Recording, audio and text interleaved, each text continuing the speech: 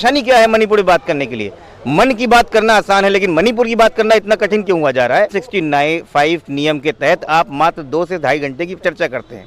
तो जिस घटना ने पूरे विश्व में भारत का सर शर्म से झुकाया है, जिसपे हमारी बहनों और अस्मिताओं की उनकी अस्मिता पर चर्चा होनी, हम 2 घंटे में कैसे कर सकते हैं? किन मुद्दों को लेके हमको आगे बढ़ना है और किन किन मुद्दों पे हमें तुरंत जवाब देना है। रिएक्शन से ज़्यादा रिस्पॉन्ड पे बात किया और डिम्पल जी का ये वर्ड बड़ा अच्छा लगा कि हमें रिएक्शन से ज़्यादा रिस्पॉन्ड पे काम करना है। इस वक्त मैं मौजूद हूँ समाजवादी पार्टी कार्यालय के ठीक बाहर पे और मेरे साथ मौजूद हैं यहाँ के समाजवादी पार्टी के राष्ट्रीय प्रवक्ता डॉक्टर आशुतोष वर्मा। डॉक्टर साहब, पहले तो हम ये जानना चाहेंगे, आज सुबह से बैठकों का दौर जारी है। माननीय अखिलेश यादव, माननीय डिम्पल जी भी आज बहुत दिन बाद यहाँ पर दिखाई दी गई। क्या है ऐसा आज बैठक हुआ है, क्या ऐसा कुछ निष्कर्ष निकल करके आया, क्या 2024 की रणनीति बनाई गई, बताना चाहेंगे कुछ? नहीं, देखिए, माननीय राष्ट्रीय अध्यक्ष जी और डिम्पल जी हर मीटिंग में रहती हैं, तो इसको थोड़ा सुधार किया जाए। और अभी 5 जुलाई को हम लोगों की पहली बैठक हुई थी, जिसमें social media organisation, influencer and प्रवक्ता थे, और आज उसी का दूसरा चरण था।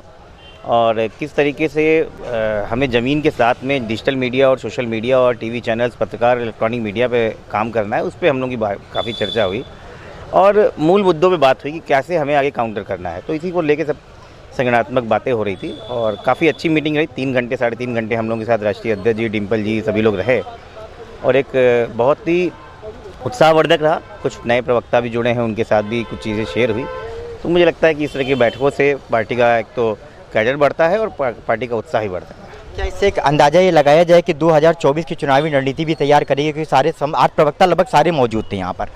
नहीं, देखिए, रणनीति तो रहती है और कहीं ना कहीं ये बात तो फैक्ट है कि प्रवक्ता जो है पार्टी का चेहरा रहते हैं, और उसी को लेके बात हुई कि किन किन मुद्दों को लेके हमको आगे बढ़ना है और किन किन मुद्दों पे हमें तुरंत जवाब देना है। रिएक्शन से ज़्यादा रिस्पॉन्ड पे बात किया और डिम्पल जी का ये वर्ड बड़ा अच्छा लगा कि हमें रिएक्शन से ज़्यादा रिस्पॉन्ड पे काम करना है, और ये काफ़ी उत्साहवर्धक था। डॉक्टर साहब, अभी जैसे एक घटना घटित हुई है, मानवता को भी शर्मसार किया, देश को कर शर्मसार किया, मणिपुर की जिक्र किया जाए तो मणिपुर की जो घटना है उस पर सत्ता पक्ष का कहना है, भारतीय जनता पार्टी का, कि हम हर मुद्दे पे बैठ के सदन में हम डिस्कस चाहते हैं कि इस पर कोई ना कोई विचार हो, डिस्कस हो, लेकिन कहीं ना कहीं विपक्ष बायकॉट कर जा रहा है। ऐसा क्यों मणिपुर की आप घटना को सदन में नहीं आप चर्चा का विषय बना रहे हैं? देखिए, एक समय होता था जब भारतीय जनता पार्टी नैरेटिव बनाती थी और कहीं ना कहीं विपक्ष को बताती थी। आज स्थिति यह, सरकार खुद फंसी हुई है। बहुत मूल मुद्दा है। हमने सदन में 267 पे चर्चा की थी। 267 नियम के तहत आपको एक लंबी चर्चा मिलती है, आप 2 दिन 3 दिन कर सकते हैं चर्चा, लेकिन सरकार क्या कहती है कि हम 165 पे चर्चा करेंगे। 165 का मतलब क्या होता है, आपके दर्शकों को पता होना चाहिए। 169(5) नियम के तहत आप मात्र 2 से 2.5 घंटे की चर्चा करते हैं। तो जिस घटना ने पूरे विश्व में भारत का सर शर्म से झुकाया है, जिसपे हमारी बहनों और अस्मिताओं की उनकी अस्मिता पर चर्चा होनी, हम 2 घंटे में कैसे कर सकते हैं? तो क्या ये सही नहीं है कि विपक्ष कह रहा है कि हम 265 पे चर्चा करें? तो भारतीय जनता पार्टी नियमों को लेके लोगों से झूठ बोल रही है और कहीं ना कहीं वो चर्चा कराना ही नहीं चाहती है, जिसकी वजह से आज ये सदन में जो है परेशानी हो रही है। और बहुत पहले विपक्ष में रहने वाली भारतीय जनता पार्टी के नेताओं ने कहा था कि सदन को चलाने का काम सत्ता पक्ष को होता है और सदन में सवाल उठाने का काम विपक्ष का होता है, और आज हम कर रहे हैं। तो क्यों भाग रहे हैं? आइए बात कीजिए। प्रधानमंत्री को इतनी परेशानी क्या है मणिपुर की बात करने के लिए? मन की बात करना आसान है, लेकिन मणिपुर की बात करना इतना कठिन क्यों हुआ जा रहा है, ये हम पूछ रहे हैं। विपक्ष भी तो 2 महीने से हिंसा चल रही है मणिपुर के अंदर, तो विपक्ष ने क्यों नहीं इसकी घटना का पहले जिक्र किया? क्यों वीडियो वायरल होने के बाद विपक्ष ने सक्रियता में दिखाई दिया? ये तो वही वाली बात हो गई कि जिसने अपना जिम्मेदारी ले रखी है इस देश को चलाने के लिए, जिसके हाथ में देश की सारी ताकतें हैं, वो विपक्ष से पूछ रही कि आप क्या कर रहे थे। मैं कहता हूँ, आप क्या कर रहे थे? लोकल इंटेलिजेंस यूनिट आपकी क्या कर रही थी? क्या आप इंतजार कर रहे थे कि वीडियो लीक होगा तब हम बात करेंगे? ये शर्मसार है। भारत की सरकार, भारत की संप्रभुता, भारत के लोगों को भारत की सरकार पे विश्वास होना चाहिए, जो कि उठता चला जा रहा है। ज्ञानवापी सर्वे पे जिस प्रकार से रोक लगाई गई, उस पर कुछ आप टिप्पणी करना चाहेंगे? नहीं, मुझे लगता है कि धार्मिक मुद्दे हैं, इन पे माननीय उच्च न्यायालय संज्ञान ले रहा है। इसमें हम लोग बहुत ज़्यादा कुछ बोलने के लायक नहीं है। माननीय उच्च न्यायालय जब कुछ नया वक्तव्य देगा तब उसके बारे में बात करेंगे। अगर बात चली गई चुनावी रणनीति की, तो भारतीय जनता पार्टी कहीं बहुत ज़्यादा सक्रिय दिखाई दे रही है, चाहे वो केंद्र से लेकर के, दिल्ली से लेकर के राजधानी लखनऊ तक की बात करी जाए।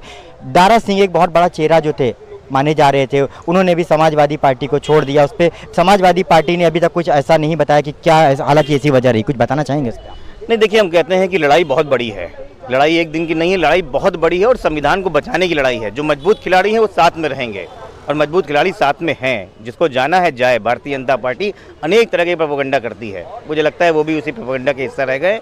इससे ज़्यादा कुछ नहीं। समाजवादी पार्टी एक प्रमुख विपक्षी दल की तरीके से देश में और उत्तर प्रदेश में अपना काम करेगी और देखेगा कि 2024 में तिलमिलाई और फ्रस्ट्रेटेड भारतीय जनता पार्टी का यहाँ से सुपड़ा साफ होगा। एक अंतिम सवाल डॉक्टर साहब आपसे करेंगे। 2024 में जो चुनाव है वो कहा जा रहा है कि बीजेपी बनाम गठबंधन है। क्या गठबंधन इतना मजबूत है कि आम जनता का 2024 में विश्वास जीत पाएगा?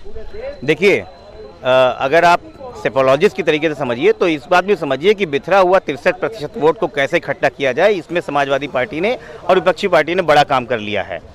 भारतीय जनता पार्टी और इस देश के प्रधानमंत्री ने 70 दिन लगा दिए, मणिपुर पे एक शब्द नहीं बोला, लेकिन 7 दिन के अंदर उन्होंने इंडिया पे अटैक करना, अनर्गल बातें करना शुरू कर दी। इससे आप समझ सकते हैं कि बैकफुट पे कौन खड़ा है और फ्रंट फुट पे कौन खेल रहा है। ठीक है सर, आपने इतना समय दिया, बहुत बहुत धन्यवाद। धन्यवाद। ये थे हमारे साथ में समाजवादी पार्टी के राष्ट्रीय प्रवक्ता डॉक्टर आशुतोष वर्मा, जिनसे हमने आज की बैठक जो समाजवादी पार्टी कार्यालय में माननीय अखिलेश यादव की संरक्षण में की गई उस पर जानने का प्रयास किया। कैमरामैन उमंग के साथ Avinash Verma, public live news.